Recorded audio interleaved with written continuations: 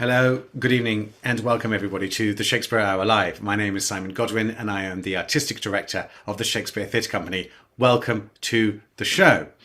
Well, we're currently in an interesting kind of hybrid model because, as you will remember, we used to do this show every week during the weeks and months of lockdown. Now we do the show once connected to a show, so a kind of bespoke show model, because as we are broadcasting to you live right now, so Once Upon a One More Time, our new musical, is going live in front of a real in-person audience at the Harmon Hall. So we've really got two channels. We've got the live traditional theatre channel, and we've got the online live discussion that is the Shakespeare Hour Live simultaneously, which feels like a kind of an exciting moment for all of us in Washington. It also feels like a great time to be talking about fairy tales on this wintry evening. I'm broadcasting from rural Virginia, which has been covered with snow, so it feels great to be huddling up and discussing these very ancient stories, albeit in a radical new form through Once Upon a One More Time. And before I introduce my wonderful panel of guests this evening, I'd just like to thank our sponsors. Shakespeare Hour Live is made possible by the visionary Beach Street Foundation, and the Shakespeare Theatre Company's 2001 and 2022 season is made possible by Michael R. Klein and Joan Fabry and the Harmon Family Foundation. And tonight's episode is also sponsored by Peter Threadgill. Many thanks to all of them. And now let me introduce our panelists. Let me start, if I may, with Dr. Carole Levin, a Villar Cather Professor of History at the University of Nebraska-Lincoln, where she specialises in early modern English cultural and women's history. She is the author or editor of an almighty 19 books, and she is the editor of the series Queenship and Power for Palgrave and New Interdisciplinary Approaches to Early Modern Culture, Confluences and Contexts series for Routledge. She is a Fellow of the Royal Historical Society and was a Fulbright Scholar at the University of York in 2015. Carole, good evening and welcome to the show. I'm so thrilled to be here. Oh. Now, Carole, I think you've been on the show before. That's right, isn't it? Yes, I was. I loved it. I helped with Supernatural Shakespeare. That's right. That's right. Well, welcome back and congratulations for your encore. Now, I wonder, Carole, whether I might ask you somewhat provocatively this evening, if you were a fairy tale character right now, what fairy tale character are you channeling? What are you feeling you are inside? Okay, I think I would be the glass slipper, which in some versions is a golden slipper. And I think it's because it plays a small but really critical role. And I think that the slipper not only is being brought around by the prince, but the slipper is also itself looking for the right foot to wear. And so I think that's the role I would like to play. Wow, Carole, that's terrific. I'm already excited to see the slipper as a character in its own right. So brilliant. Thank you. Well, I'm also delighted to welcome half of the extraordinary team that is Keone and Mari Madrid. They are the co-directors for the show Once Upon a One More Time.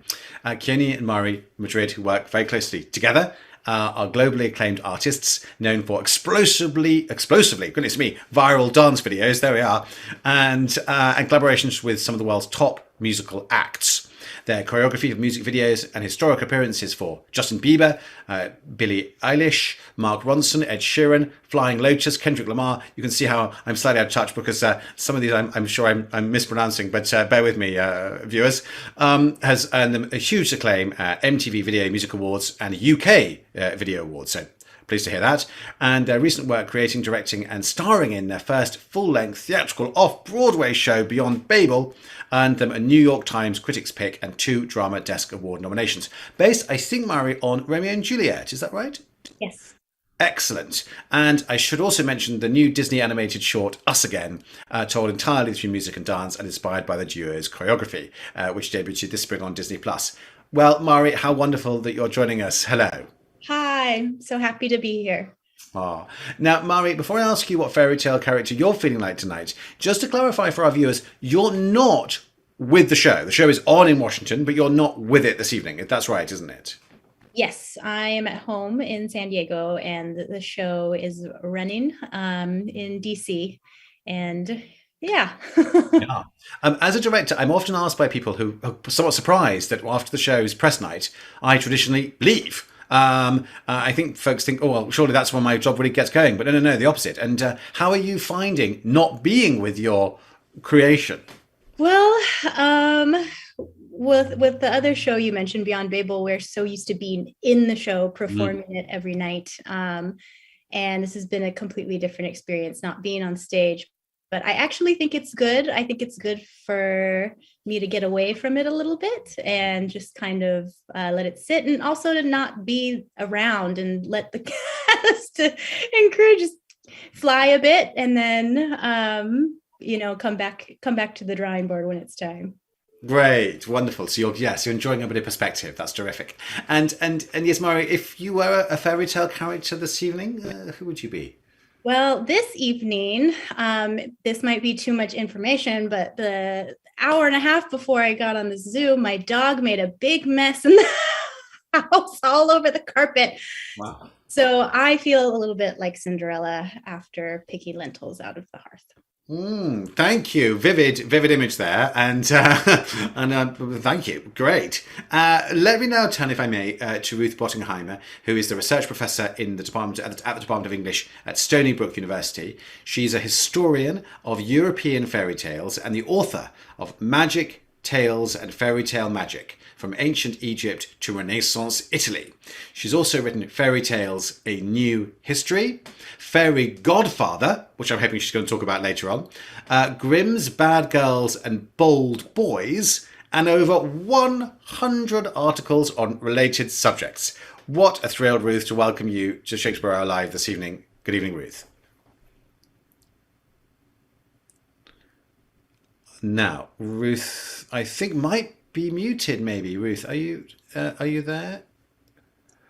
You're right. I was muted, and I just said I'm very happy to be here. Wonderful, Ruth. Thank you. Wonderful. Well, we're very happy to welcome you. Ruth, you probably know more about fairy tales than anyone else in America, possibly the world. So you're quite a person for me to ask about which fairy tale character you're feeling like this evening. And anything you'd like to share? Yes. I thought about it, and I feel very much like the old fairy godmother, OFG, in Once Upon a One More Time. Terrific. And do you feel like you're going to be working some magic on all of us tonight, Ruth? No, I mean, after all, what does she do in the play? She brings a book to Cinderella, and Cinderella shows it to everybody else, and it has a big effect. Yes, well, quite right, exactly, and actually, that's one of the many ways that, in a way, Once Upon a One More Time is taking a traditional character or story beat and refining it and evolving it. So, in fact, you're right. What's magic is the book. The book's the thing, rather than anything more kind of abstract or indeed arguably more materialistic. In terms, I'm just thinking about the carriage and the dress. But again, we can dwell on the politics of fairy tales and their values a little bit later on.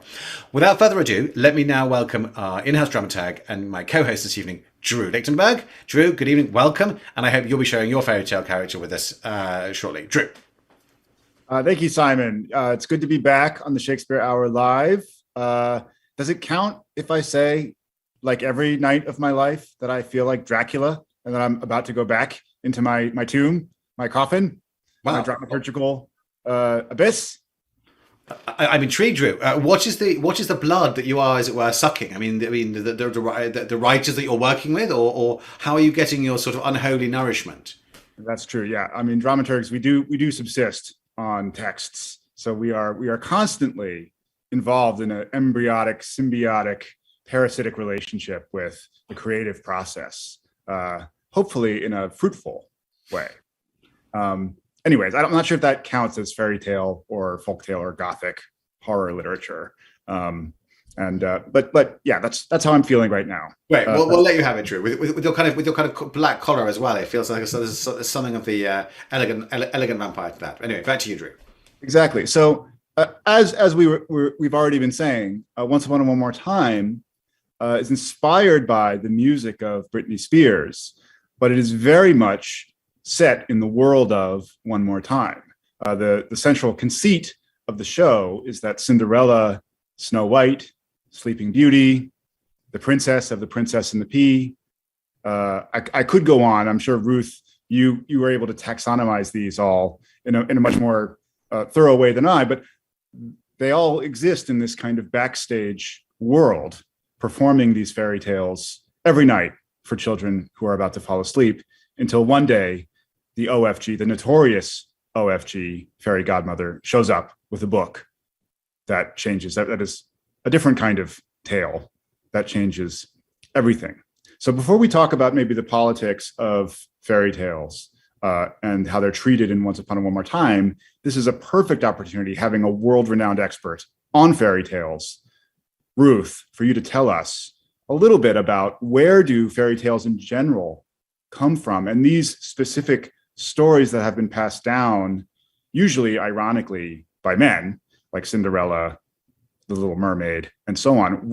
How do these stories generate and become this kind of repository of living story for us? Well, shall we start with trying to define fairy tales? What do you think, Drew? Yes, please. I cannot wait. Okay. I made some notes so I touch just the right points and not go off on a tangent. And let's start with what most of the stories we call fairy tales are end with a wedding. And not just any wedding, but a wedding to a royal, a wedding that magic in one way or another brings about. Now, the best known of these tales by the mid-20th century was Cinderella. And in today's world, what we call fairy tales all involve a girl marrying a prince. But at the end of the Middle Ages, in the back, way back there, at the end of the Middle Ages, for a century or so after the end of the Middle Ages, there were more male Cinderella tales than female ones. And they had the same kind of plot. Magic made it possible for the boy to marry a royal and live happily ever after. Now, marrying royalty was going where the money is. And early fairy tales often build that into their happily ever after ending. Money, economy, or to be accurate, economies. Let's talk about that for a minute, because that's intimately related to the definition of fairy tales and the history of fairy tales. Many economies changed at the end of the Middle Ages, but as far as women were concerned, the changes all went in the same direction.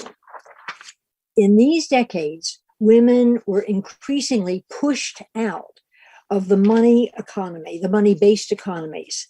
Men, however, they stayed in the money economies, and they could, and theoretically, could achieve success in those money economies. Women had only themselves, no skills, no other things to take them further in the money economy. So marriage was the only thing left to them. And in that environment, the male fairy tales, the male Cinderella tales dropped away, and the female ones continued. So that female Cinderella tales, the ones we know today, the ones that are here in Once Upon One More Time. John Hartmere wrote this script, however, in a very different era. And it's an era in which both men and women, that is, aspiring men and women, boys and girls, may rise to the top.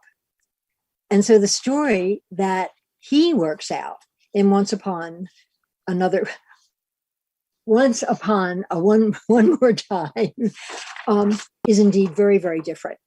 Now, that's the definition, a working definition of fairy tales. Shall we go on to history, or shall we wait a minute? Yeah, well, just to respond a little bit, what I think is so interesting about your definition, and I'm interested maybe, Carole, in hearing from you, because you were saying to me that you taught fairy tale literature and retelling of fairy tales this past semester, but it strikes me how gendered your definition is, or how gender plays such a crucial role in the changing definition of fairy tales. So I'm curious, Carole, since you're coming to fairy tales from the kind of Shakespeare world, how you ended up teaching this history. Well, it was really fun. I do a course on historic literary retellings, and I actually do two history plays, Romeo and Juliet and Hamlet, but I bracket the course with fairy tales at the beginning and the end. And I think one of the things that seems really important to me when we're talking about them, I would just say as an aside, my specialty is Queen Elizabeth. And I was really thrilled that Elizabeth actually said to the Spanish ambassador early in her reign when she was thinking about marriage, well, I don't want a husband who's just going to sit in the cinders. So she clearly, Ruth, was thinking about those male Cinderella stories when she said it. But I think for us, one of the things that struck us a lot were how often the fairy tale heroines were to be a heroine and to be good and to be passive. And the women in the tales who were very active were often the villains. So example, Snow White is fairest of them all, but it's her wicked queen who, of course, is actively trying to destroy Snow White. And I think that's really important as well. I also would just say, in terms of the history, is that early fairy tales were not for children. They were a way of people entertaining each other. And there was so much violence in these fairy tales.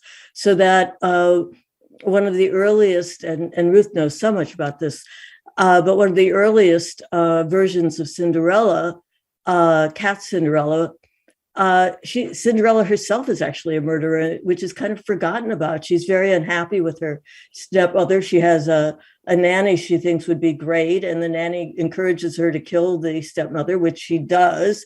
And then the nanny becomes her new stepmother and then brings out her own daughters and is very cruel to Cinderella and is treated so much like almost an animal. She's Cat Cinderella. So I thought it was really fascinating. In the same way, Sleeping Beauty, in a very early version, the prince comes to the deserted castle, comes in, sees beautiful Sleeping Beauty, but he can't wake her, but he decides she's in love and will have sex with her anyway.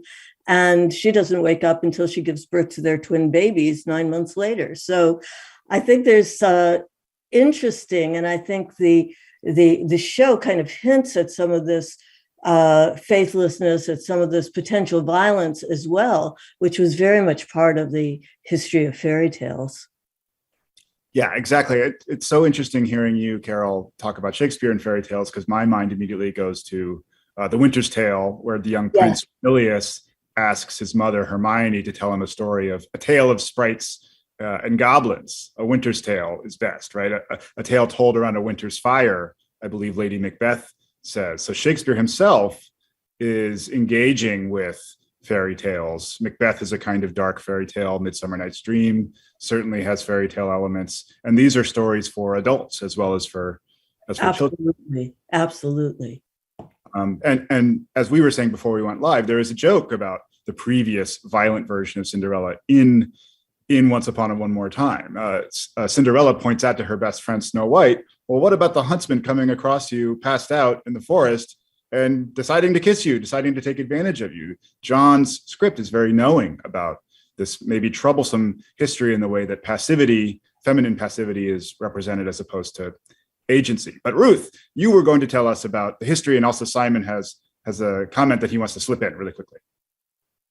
Well, actually, before we just go to the history, which I love to kind of travel right back in history, and Ruth to kind of take us through that, I just wanted to bring in Mari, if I may, on as we kind of go from the contemporary back to the historical and back to the contemporary again. Mari, I mean, did you know? Had you grown up reading fairy tales? Was this something that you were already clued into when you came to this piece, or was this how have they sort of featured in your life, I guess?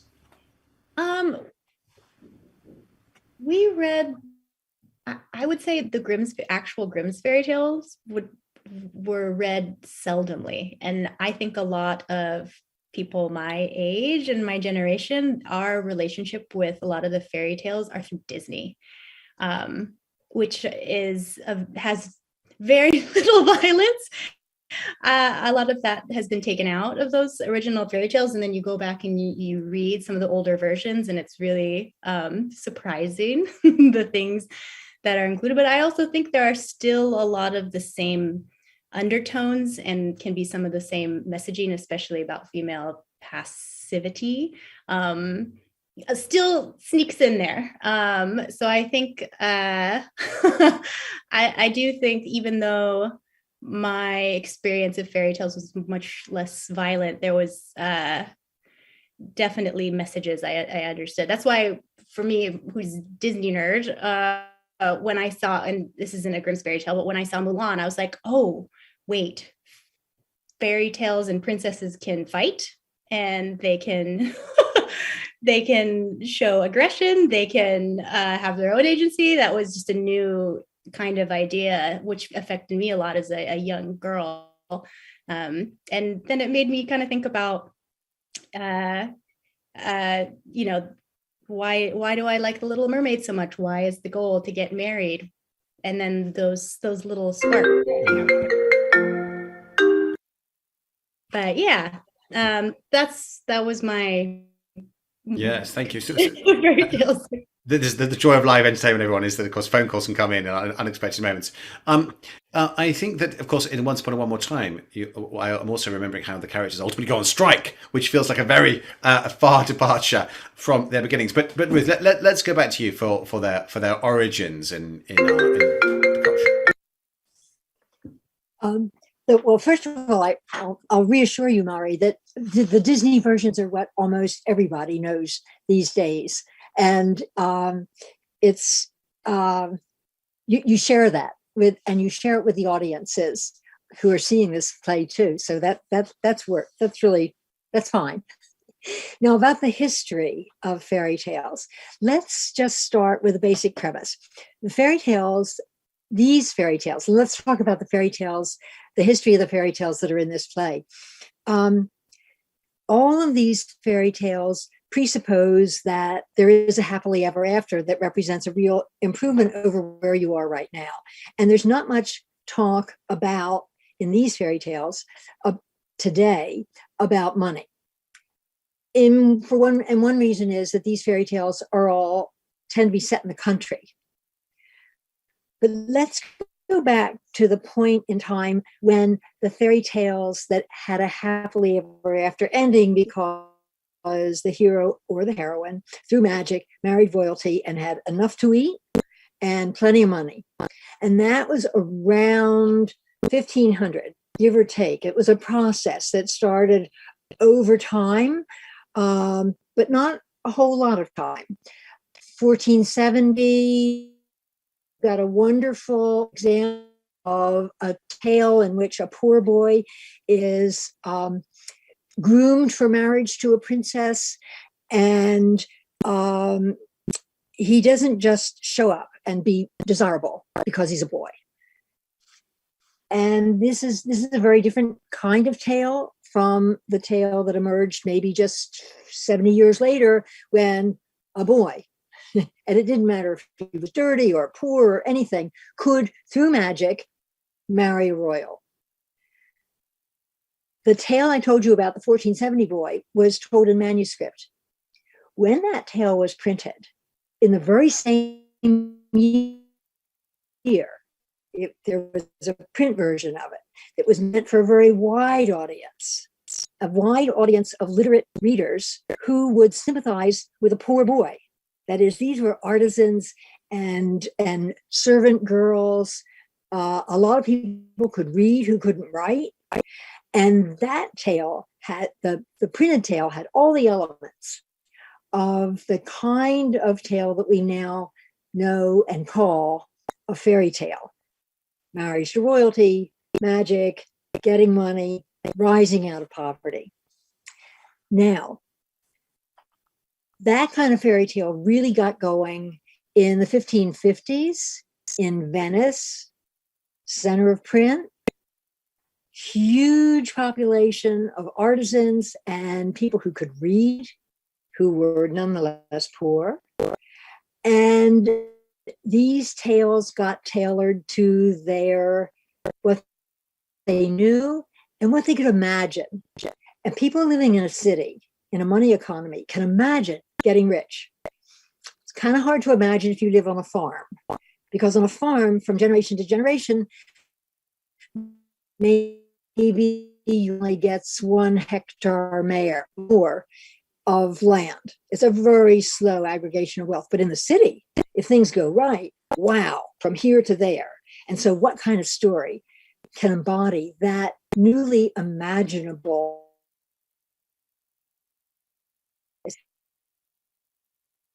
to me part of what we call fairy. So you could think of fairy tales as being a fortuitous coming together of the means of production of fairy tales, namely the printing press, the presence of an audience that was hungry for that kind of plot, and that gets it going. Now, fairy tales change over time. As Carole said, the first fairy tales were not for children, they were for adults. And they had raunchy parts, they had very vulgar parts. They weren't seen as vulgar, they were seen as what everybody knew. What do you see if you pull a woman's dress up? And that kind of thing got into fairy tales as well. So time passes, 60 or 70 years, and these first fairy tales are joined by fairy tales in Naples. And Carole has already given us an example of that. That is the Cinderella, that is the homeland of the Cinderella tale she told. And that is also the first Cinderella tale we know about. And that Cinderella tale had the daughter of a prince. She wasn't poor. She was the daughter of a prince. And her father, the prince, took a new wife who didn't treat the girl the way she thought she ought to be treated. And then the girl took action, very firm action. That's a kind of heroine that made sense for the audience that particular author was addressing, who were not children. But to get round the censors, he retitled his collection Stories for the Little Ones. They weren't, but that's what he titled them. And within another 60 years, these stories, both the ones from Venice and the ones from Naples, made their way to Paris. And now we get Charles Perrault publishing fairy tales. And a contemporary of his, and actually several contemporaries, but one was particularly prolific, Madame d'Aulnoy. And she wrote tales about fairyland, whereas Perrault wrote fairy tales. Hers were very long, his were short. His had clear moralities, hers had inherent moralities. The girls still talked. And remember how often it comes up in Once Upon a One More Time, the question of losing voice, asking questions. That is what was lost between Perrault in 1697 and the Grimms in 1812. And really we have to give 2 dates, 1812 to 1857, because there were 17 or so editions in the period. Every edition changed. In every edition, the girls talked less. In every edition, the ones who asked questions were identified thereby as witchy. So there's a short history of fairy tales that brings us up to the Grimms. The Disneys, or Walt Disney, and all the Disney filmmakers continued the grim, misogynistic treatment of women in a nice way, not cruel, but quieting them, pacifying them more and more and more until we get to the 20th century. And now we're entering a new era. That's a potted history of the fairy tale genre. Yeah, well, the three of us are sitting here like your students, really, nodding along, ingesting so much knowledge and education. Simon, we are at the 30-minute mark. We have an announcement to make before we pick up on all these amazingly stimulating threads that Ruth and Carole and Mari have introduced for us to think about. Well, yes, thank you. Yes, my mind's whizzing over here. Well, this is our first episode of 2022 of Shakespeare Hour Live, and on your screen now, hopefully, you'll be able to see all the episodes that we have scheduled throughout spring 2022. We hope to see you at the theatre for each of the productions, and indeed on Shakespeare Hour Live as well. And in fact, I want to encourage you to just send in questions. This is the joy of Shakespeare Hour Live, that you can do that. Drew, you might have some questions even from viewers that you might want to share as we go back to our three panelists. Drew. Yes. Funny you mentioned that, Simon, because questions have started appearing.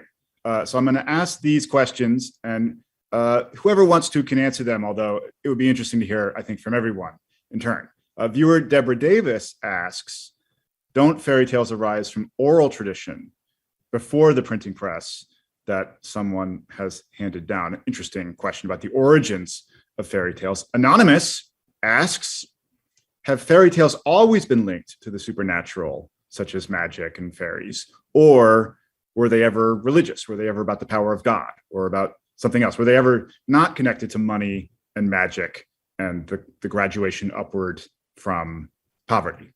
And viewer M, the letter M, asks that there's a very funny sort of series of running jokes in Once Upon a One More Time about the anti-Semitism of fairy tales. We never learn what these anti-Semitic references are, but we know that they're bad. So can we talk a little bit about the other messages that are communicated in fairy tales besides the sexism or the misogyny that is part of the tradition? So I'm interested in hearing who has responses. Maybe Carole, we should start there, and then maybe go to Murray as well. But in terms of Murray, the influences, at least for the Once Upon a One More Time, is trying to imbue, and then maybe find our way back to Ruth. But Carole, thank you. They certainly were oral, and the earliest versions of fairy tales that were written down were people like Basili. Later, of course, centuries later, is the Grimm brothers going out and collecting tales. And, we didn't have television back there. We didn't, there was so little entertainment. People would sit around bonfires and tell stories to each other. And so those were very much oral. And one of the exciting things about that is how many different versions you have as a result of that. And I think that's really, really exciting. And certainly some of the fairy tales had religious elements as well. And religion played such an important daily role in the pre-modern lives of ordinary people, that of course there were connections with the Virgin Mary being prayed to, as well as the hope for the fairy godmother to come. Yeah, certainly the fairy godmother, the notorious OFG in Once Upon a One More Time, plays a kind of deus ex machina role, like a god coming down and intervening in the plot in a very interesting way. To use a pretentious dramaturgical term. Mari, I believe you were going to talk a little bit about what Simon was saying, the inspiration for your approach to bringing this piece to life. Because obviously you're not sitting here necessarily thinking about all these very interesting, fascinating historical, etymological questions. You're also, as a theater practitioner, tasked with staging the play. So I'm really curious to hear a little bit about process, like how you and Keone came on board the show and how you started shaping this world, which on the one hand is a kind of fairy tale world, but on the other hand is a very kind of witty, pantomime-like backstage musical. It's a kind of farce it's a kind of like a noises off treatment of fairy tale land. So I'm interested just in hearing the directorial perspective on bringing this show to life. Yeah, I think, Keone and I first came on as just choreographers, and then eventually got asked to also be directors. And I think for us, it's trying to find a world where all of these fairy tale creatures or fairy tale characters, plus the essence of Britney Spears, kind of is woven in and out, which is such an interesting combination. And the first time we heard about it, we were kind of like, what? How does that doesn't make any sense? Until we went to a reading and we saw, we heard the script, and it ended up being magical and hilarious and smart and all of these things that we didn't expect. And so I think for us as directors and choreographers, we were just trying to figure out how to make these characters that people have and these songs that people have so much nostalgia or such a strong connection with individually, and make them pay homage to what already exists, but also be something new and build a world. And Keone and I love doing that through movement. I think that's why musical for us is so interesting, because dancing can just exist without really logical explanation, which we live in that world already all the time. So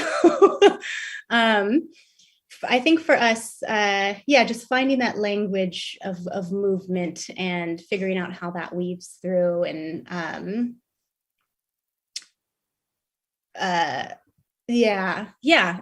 don't know if that's answering. Oh, it's wonderful to hear about the significance both of Britney's music and the songs, which I agree have a kind of iconic, almost hard to define, ineffable emotional resonance for me. I remember living through that 20 years ago when I was an adolescent, and it's hearing them, seeing them be performed on a stage triggers something I think very deep.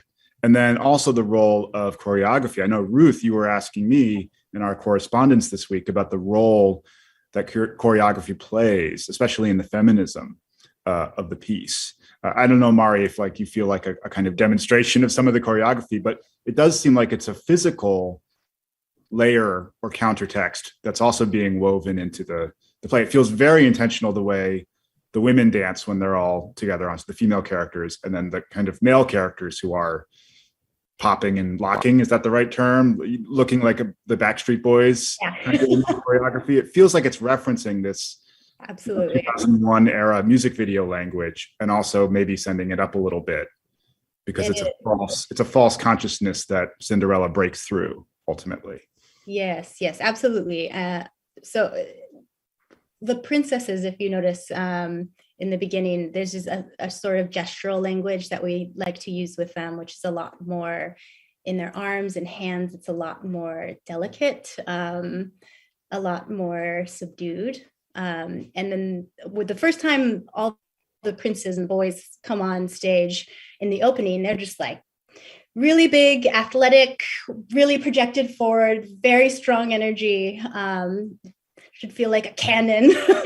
And the women are a lot more, the genders are a little more separated. And what we tried to do was build that language all the way through Act 1 to the point where they go on strike, and tried to break the women out of this delicate gestural language so that they eventually could feel like they were expressing themselves more physically, outwardly, what's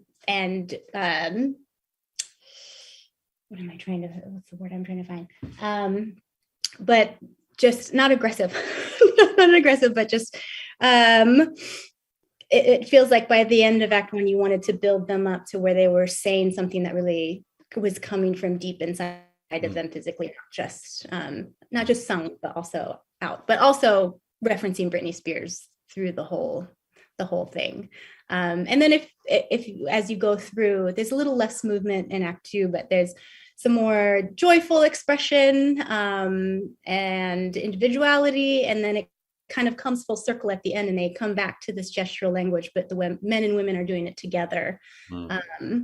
So it kind of, the idea is that there's not really one or the other is better, that they combine and become something else. That's so lovely to hear you talk about it, Murray. I'm just remembering the show myself, and that there are these other languages, as you say, of gesture and of dance, and that they can be as articulate as anything else. And I don't know whether our viewers who have seen the show are also remembering that or reflecting on it. In a way that I certainly am. Yes. Should we just, Ruth? Do you might want to come in on some of those themes of bodies or language, or indeed the mysticism, or indeed the Christianity that was also raised by an earlier viewer? I found myself thinking about when the Christian theme was raised, about Hans Christian Andersen's stories that seem often to be shot through with a very kind of violent spirituality at times, and certainly a very visceral relationship to God at moments. Ruth.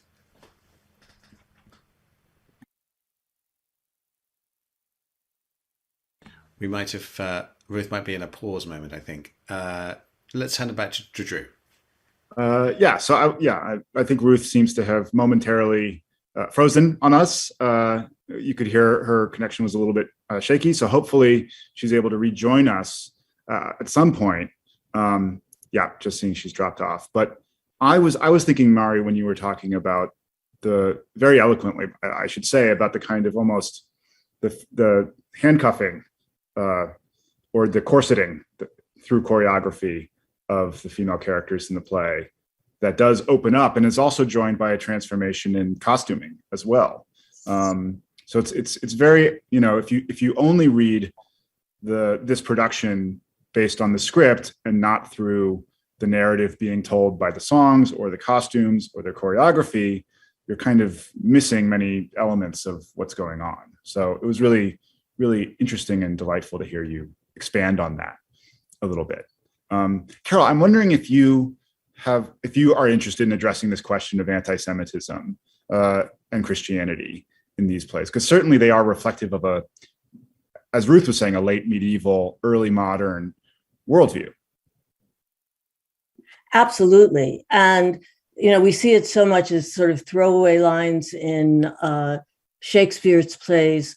We see it in throwaway lines in these fairy tales. And it's very much, I think, of the Jew very much as the other, as the stereotype of the destroyer of Christian children.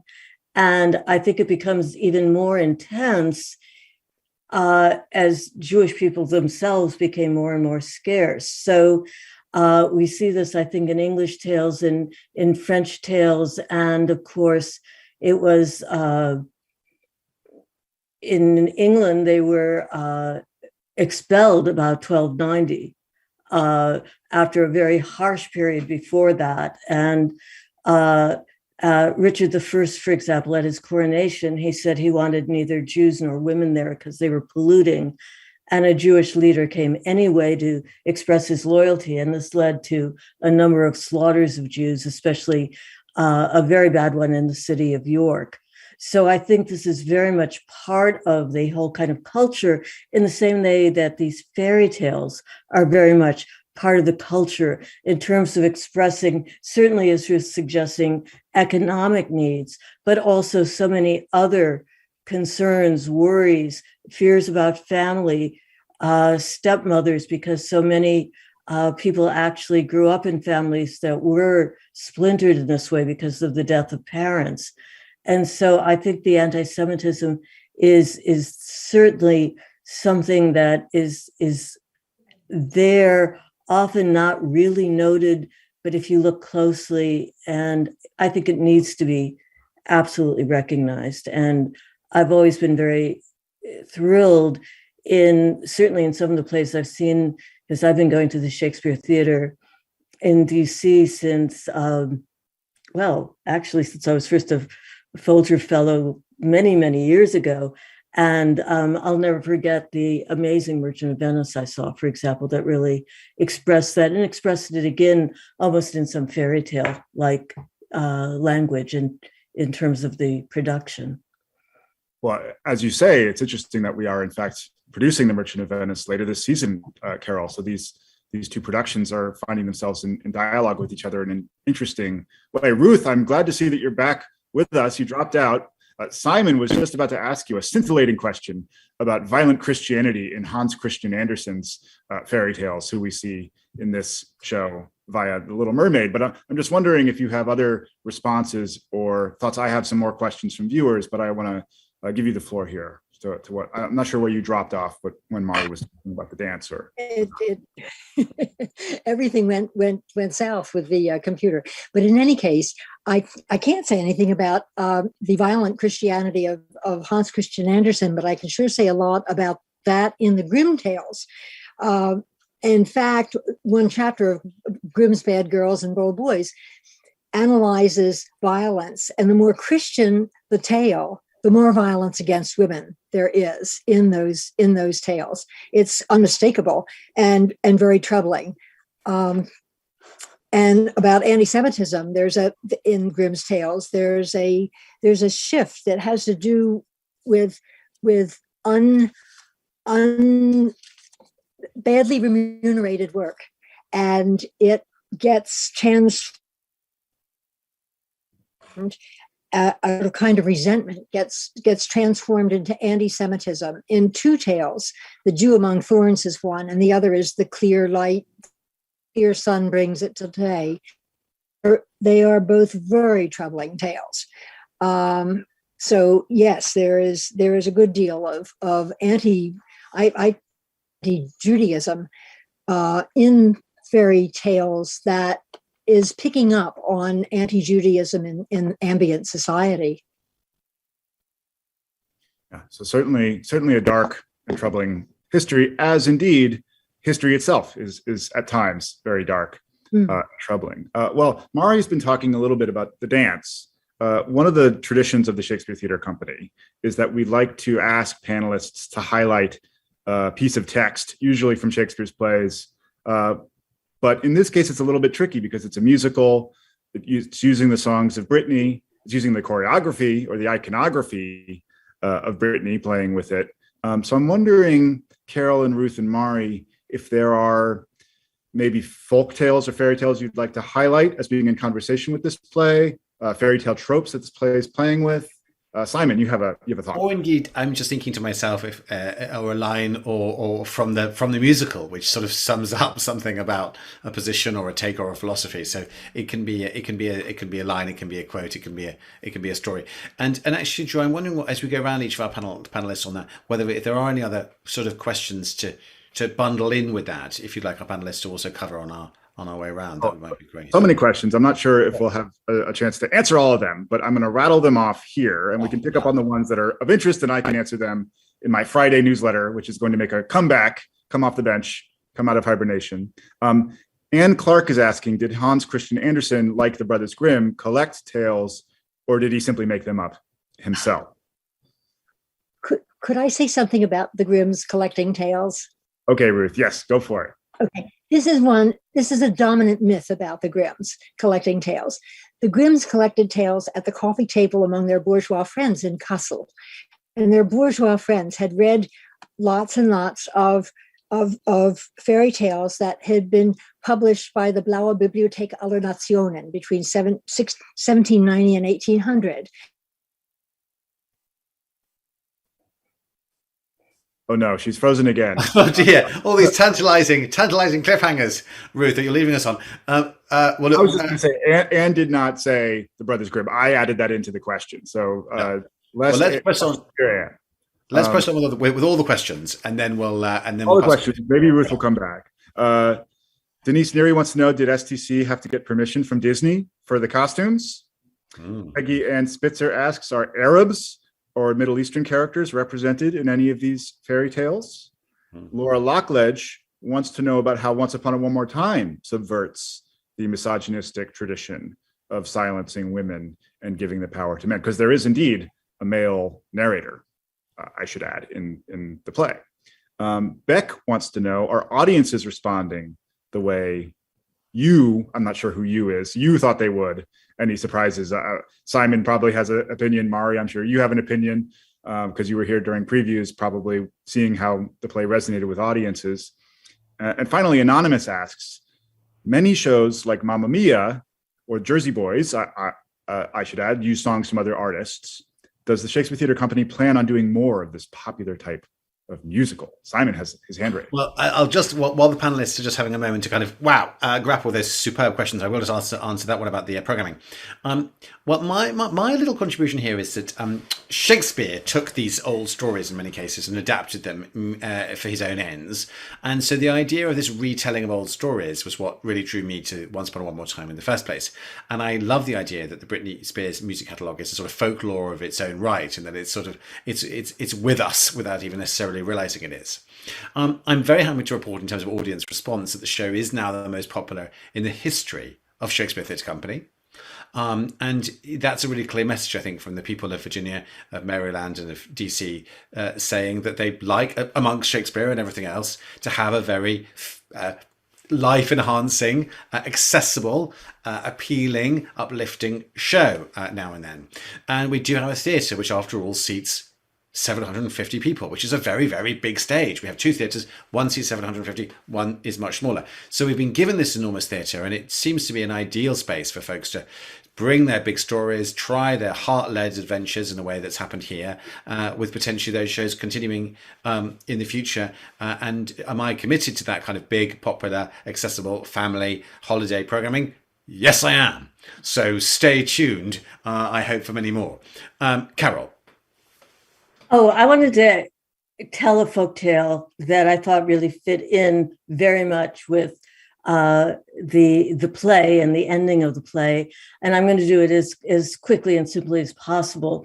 I would just say that Freud once said that the question nobody could ever answer was, what does a woman really want? And I think it shows his lack of knowledge of medieval folk and fairy tale. And once King Arthur was out riding around and going up this mountain, and he was challenged by this, I'm giving my version of the tale, by the way, because they can all be retold, this very big, monstrous man, and he challenged Arthur to a duel, and then he defeated Arthur, and he had his sword at his neck, and he said, I could kill you now, but I'm going to ask you a question. You have to promise on your oath as a knight and a king that you will come back in a year, and if you have the right answer to the question, you'll be safe, and if you don't, I'll kill you then. And the question is, what does a woman really want? So Arthur was thrilled to get his year and went back to Camelot. And of course, he asked Guinevere, but she was thinking, he's thinking about early holiday gifts. That was not very helpful. And he asked many, many, many people, and none of them were ever able to give an answer he thought was right. And the year ran out, and he was going back, and he was very, very sad, of course. And then as he was on his way to this big, monstrous man, a woman stopped him, and she was a terrible looking woman. She was, in fact, so terrible. She was known as the loathsome or loathly woman. And she said, I know who you are. I know where you're going. I know the question you've been asked. I even know the answer. And I'll make a deal with you, Arthur. If you agree I can marry one of your knights, I will tell you the answer. Well, Arthur thought it was great. He was already married. He said, absolutely. She told him the answer. It was like the medieval equivalent of the light bulb going off in his head. He knew it was the right answer. And he went and found the man and told him. The man stamped around, but it was the right answer. So he had to let Arthur go. And Arthur went back, and he said, let's all party. And they're sitting around the round table, drinking and having a great time. And in walks the loathly lady. And she said, Arthur, we had a deal. And he said, we absolutely did. And he said to his knights, to save my honor, one of you must marry this woman. And they all looked at her and went, oh, no. And finally, Gawain said, if you're dishonored, so am I. So yes, I will marry her. They were immediately married, went off to Gawain's room, and Gawain's looking at her going, oh, no, turns away. And when he turns back, he sees a very beautiful woman. And she says, my uncle put me under this terrible spell. Half the time I look like myself. I'm glad you like that. The other half, I look like the loathly lady. Now that you are my husband, you decide, should I be beautiful by day or beautiful by night? And first Gawain says, oh, beautiful by day, then all the other knights will be so envious. And he says, no, beautiful by night, then I'll have her all to myself. And then he thinks again, and he turns to her and he said, it's your body, it's your life. You have to make up your own mind. And this breaks the spell, because of course, what a woman really wants is the right to make decisions over her own life. And I feel that's so much what this play is also telling us. And so I thought this was a really nice way of connecting an old medieval folktale with the production. Bravo, Wow. bravo, bravo. Bravo, Carole. That's such a beautiful intersection, my goodness, of the past, the present, and dare I say the future. Thank you. Um, yes, Mari, would you like to kind of say anything to that or reflect yourself on a line from the musical or a line from any other retelling that's with you tonight? Oh, thank you for sharing that, Carole. That's amazing. And I can't believe that that, you know, there were stories like that seemed so progressive for so long ago. And that, yeah, I just love that thought existed all those years ago. And that it's a thought that continues to have to be said over and over again. But I think maybe just something I think of in the show and Once Upon a One More Time. And one of my favorite moments in the show is the moment that Cinderella and the little girl are together in Story's End, and that ultimately she tells the little girl, she puts voice in her hand. He says, never give this up. And that's just the most beautiful thing that I think John wrote, that this fairy tale character had come to her own realization, is finding her own voice, and that her voice actually is to carry on to the next generation. And that's, I guess that's the point of these tales, is that they hold lessons or information that get passed on. Yes, thank you very much. That's wonderful. As they hold water, as they say, that expression has a sort of new resonance suddenly. Thank you, and it's a moment I enjoy so much as well, Maria. I'm looking forward to seeing it again before the show finishes, and I can see Carole nodding as well. Yes, let's go over to Ruth. Ruth, hi. How are you doing? Some parting thoughts from you, Ruth. Say that again. Oh, some parting thoughts, Ruth, from you on a line or a trope, or indeed any of the questions that Drew shared, which you may not quite have heard because I know we lost you for a bit. Yes, I applaud this script. I think it's really marvelous, and it is a perfect example of reinventing fairy tales, as has happened generation after generation since they first got going in the late Middle Ages. And we could talk about that some other time. Oh, thank you very much, Ruth. That's how true, and I hope that we will. Before I do my sign off, Drew, any final thoughts from you or from the audience, or rounding up, clarifying arguments as well.